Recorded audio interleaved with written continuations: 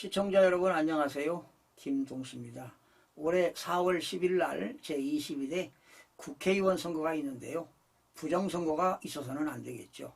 여러분들 관심 있게 공정선거를 위해서 우리 국민 모두가 관심을 기울여 주시기 바랍니다.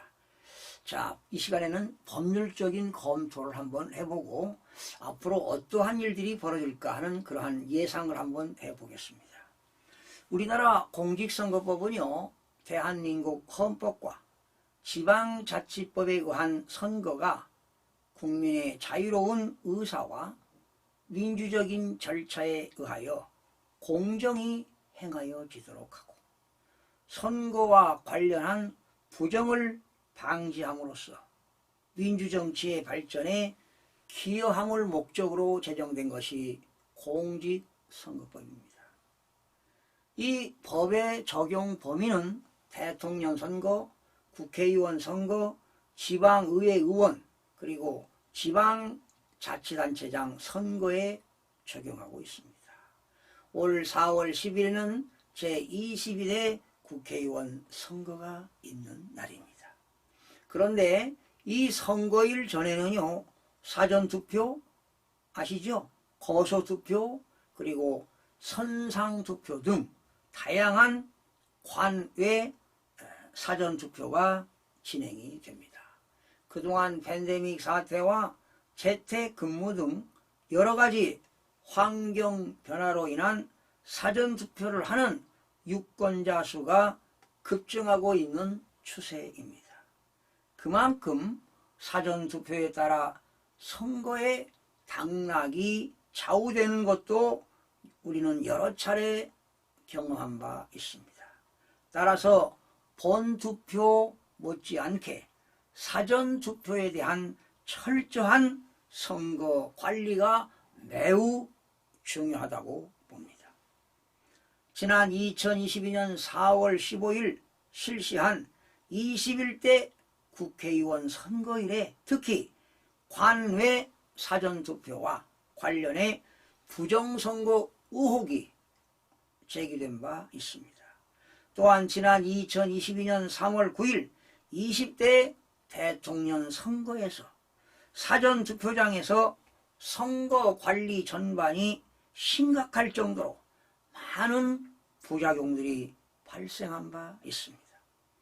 대통령 선거 사전투표에서 기표 후 투표용지를 종이 박스나 쇼핑백, 바구니 등에 담는 등 허술하게 보관하고 선거 보조원들이 유권자가 직접 투표함에 투표용지를 넣는 것을 막은 뒤 자신들이 대신 받아 처리했으며 일부 투표소에서는 이미 기표가 되어 있는 투표용지가 교부되는 등 선거 관리 전반에 심각한 관리 부실이 드러났습니다. 세계 어느 나라보다 시민의 민주적 정치 역량이 큰 나라에서 부정선거가 있었다고 쉽게 믿기기가 어렵습니다. 하지만 일부 지역의 선거인 수보다 투표수가 더 많은 사전투표 개표 결과는 쉽게 납득하기 어려운 일입니다. 물론 선거관리위원회가 관외 선거인이 회송용 봉투에 투표지를 넣지 않고 투표지만 투표함에 넣거나 관내 선거인이 투표지를 관외 사전투표함에 잘못 넣어 발생한 것이라고 해명했지만 국민들은 혼란스럽기 그지없습니다. 관외 사전투표에 대한 이 같은 우려를 해소하기 위해서 가장 중요한 것은 투표용지의 철저한 관리입니다. 그런데 아직까지 사전투표 투표용지에 투표관리관 도장이 직접 찍지 않고 인쇄해서 사용하는 관행이 개선되지 않고 있습니다. 바로 이것은 공정선거 관리의 기본 원칙을 벗어난 것일 뿐만 아니라 현행법인 공직선거법을 바로 위반한 것입니다. 선거관리위원회가 공직선거법을 위반해서야 되겠습니까? 선거관리위원회는 공직선거법 법률에 의해서 치러지면 되는 겁니다. 여러분, 공직선거법 158조는 사전투표에 관한 내용으로 구성되어 있습니다. 그 내용을 전반적으로 스케치 한번 해보겠습니다. 법 조문에 의하면요, 158조입니다. 거서 투표자와 선상 투표자를 제외한 선거인은 누구든지 사전투표 기간에 사전투표소에 가서 투표할 수 있습니다. 자, 당연히 할 수 있죠. 사전투표를 하려는 선거인은 사전투표소에서 신분증명서를 제시하여 본인임을 확인받은 다음 전자적 방식으로 손도장을 찍거나 서명한 후 투표 용지를 받아야 합니다. 이 경우 중앙선거관리위원회는 해당 선거인에게 투표 용지가 교부된 사실을 확인할 수 있도록 신분증명서의 일부를 전자적 이미지 형태로 저장하여 선거일 투표 마감 시각까지 보관해야 합니다. 이렇게 되어 있습니다. 또한 사전투표관리관은 투표용지 발급기 선거권이 있는 해당 선거에 투표용지를 인쇄하여 사전투표관리관 칸에 자신의 도장을 찍은 후 1년 번호를 떼지 아니하고 회송용 봉투와 함께 선거인에게 교부하도록 되어 있습니다. 투표용지와 회송용 봉투를 받은 선거인은 기표소에 들어가 투표용지 한 명의 후보자를 찍고, 그리고 이제 비례대표 정당을 또 찍겠죠. 선택하여 투표용지에 해당 칸에 기표한 다음 그 자리에서 기표 내용이 다른 사람에게 보이지 아니하게 접어 이를 회송용 봉투에 넣어 봉함한 후 사전투표함에 넣어야 합니다. 사전투표관리관은 중앙선거관리위원회 규칙으로 정하는 구역의 선거인에 대해서는, 구역, 그러니까 자기가 살고 있는 동네에서 선거할 때는 그 소리죠. 회송용 봉투를 교부하지 아니할 수 있습니다. 당연하죠. 자기 동네에서 하게 되면 그런 게 필요 없습니다. 사전투표관리관은 사전투표 기간 중 매일의 사전투표 마감 후 또는 사전투표 기간 종료 후 투표지를 인계하는 경우에는 사전투표 참관인의 참관하에 투표용지와 회송용 봉투를 함께 교부하여 투표하게 한 경우에는 사전투표함을 개함하고 사전투표자 수를 계산한 후에 관할 우체국장에게 인계하여 등기 우편으로 발송해야 합니다. 이 경우 사전투표관리관은 후보자별로 사전투표 참관인 한 명씩을 지정하여 해당 우체국까지 동행하여야 하며 사전투표관리관이 지정한 사전투표 참관인이 정당한 사유 없이 동행을 거부할 때에는 그 권한을 포기한 것으로 보고 투표록에 그 사유를 기재해야 합니다. 회송용 봉투를 교부하지 아니하고 투표하게 한 경우에는 해당 사전투표함을 직접 관할 구, 시, 군 선거관리위원회에 인계합니다. 이 경우 사전투표함 등의 송부에 관해서는 170조를 준용합니다. 170조가 투표함 등의 송부가 되겠습니다.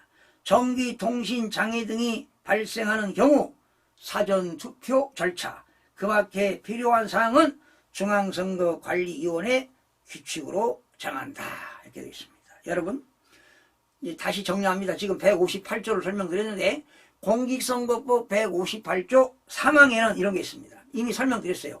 사전투표관리관이 사전투표관리관 칸에 자신의 도장을 찍은 후에 1년 번호를 떼지 아니하고 회송용 봉투와 함께 선거인에게 교부하라고 규정하고 있습니다. 하지만 중앙선거관리위원회는 공직선거관리규칙 34조입니다. 행정규칙입니다. 중앙선거관리위원회 규칙인데요. 투표용지의 날인을 2005년입니다. 지금 19년 전에 3월 4일과 지난 2014년 1월 17일에 규칙을 개정시킨 바 있습니다. 네. 그 내용을 좀 소개하겠습니다. 이게 지금 그 공직선거 관리규칙 34조입니다. 거소 투표용지에 투표관리관 칸에는 구, 시, 군, 위원회 위원장 자신의 도장을 찍어야 합니다. 이 경우 그 도장은 별지 제43호 서식 인형대장, 여러분 인형대장이라는 것은 찍어놓은 도장의 자국을 말합니다. 도장 찍어놓은 자국에 등록된 도장으로 하되, 인형대장이라는 거예요. 인형대장에 등록된 도장으로 하되 구, 시, 군, 위원회의 위원장은 2개 이상의 도장을 조각하여 만들어 인형대장에 등록하고 날인할 수 있습니다. 2항입니다. 투표관리관 및 사전투표관리관은 공직선거법 157조 2항, 158조 3항에 따라 투표용지에 날인하는 도장의 인형을 별지 제50호 서식 및 53호 서식의 인형대장에 등록하고 그 도장에는 별지 제48호 양식에 따라 등록된 도장임을 표시하는 고정된 표지를 하여야 한다. 3항입니다. 구시군위원회 위원장이 거소투표용지에 자신의 도장을 찍거나 사전투표관리관이 투표용지에 자신의 도장을 찍는 경우 도장의 날인은 인쇄 날인으로 가름할 수 있다. 그러니까 사전투표관리관이 일일이 사전투표하는 사람 도장을 찍어야 되는데 인쇄 날인한 것으로 가능할 수 있다. 이렇게 규칙에 나왔다는 겁니다. 그러니까 공직선거법을 위반하고 이렇게 하위 규칙을 적용하겠다는 거 아니겠습니까? 지금 중앙선거관리위원회는 이 규칙을 적용하고 있는 거예요. 이러니 믿을 수가 없다는 겁니다. 여기서 자, 도장과 인형대장은 날인이 끝날 때까지 해당 투표소 또는 사전투표소 밖으로 가지고 나갈 수 없습니다. 뭐 좋은 얘기입니다. 자, 그러면 제가요 여기서 부정선거가 발생할 수 있는 근거를 한번 제가 제시해 보겠습니다. 사전투표관리관이 투표용지에 자신의 도장을 찍지 않고 투표용지를 사용하면 동일한 투표지를 무단으로 인쇄가 가능하기 때문에 부정선거를 자아낼 수 있다는 겁니다. 그렇지 않겠습니까? 네. 일일이 도장을 찍지 않고 인쇄해서 사용하면 인쇄용지를 뭉텅이로 넣어버리면 가능할 수 있어요. 어느 후보를 당선시키겠다 그러면 부정하면 당선되는 거 아닌가요? 네.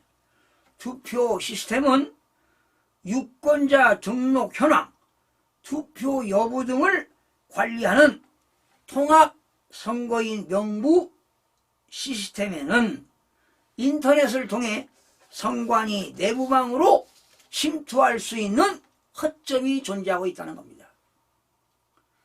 접속 권한 및 계정 관리도 부실하여 외부로부터 해킹이 가능할 수도 있습니다.